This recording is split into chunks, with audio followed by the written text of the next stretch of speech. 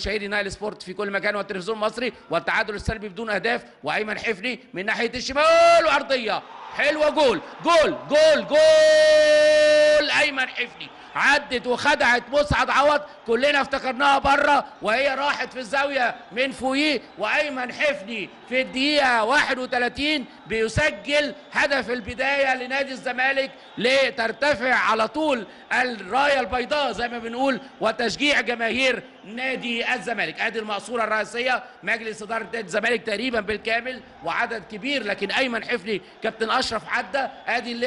ادي اللعبه خدعت مسعد عوض وعدت من فوقيه وراحت في الزاويه اليسرى العلوه. هدف اول لنادي الزمالك بعد 31 دقيقه، الزمالك 1 والاهلي لا شيء.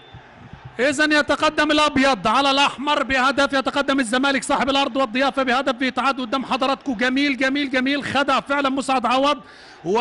مشاهدي نايل سبورت في كل مكان والتلفزيون المصري، والتعادل السلبي بدون أهداف، وأيمن حفني من ناحية الشمال وعرضية حلوة، جول جول جول جول. أيمن حفني عدت وخدعت مسعد عوض، كلنا افتكرناها بره وهي راحت في الزاويه من فوقيه، وايمن حفني في الدقيقه 31 بيسجل هدف البدايه لنادي الزمالك لترتفع على طول الرايه البيضاء زي ما بنقول وتشجيع جماهير نادي الزمالك. ادي المقصوره الرئيسيه، مجلس اداره نادي الزمالك تقريبا بالكامل وعدد كبير، لكن ايمن حفني كابتن اشرف عدى.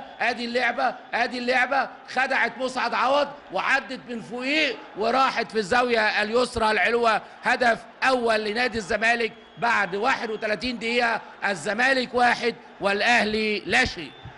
إذن يتقدم الأبيض على الأحمر بهدف، يتقدم الزمالك صاحب الأرض والضيافة بهدف بيتعاد قدام حضراتكم. جميل جميل جميل، خدع فعلا مسعد عوض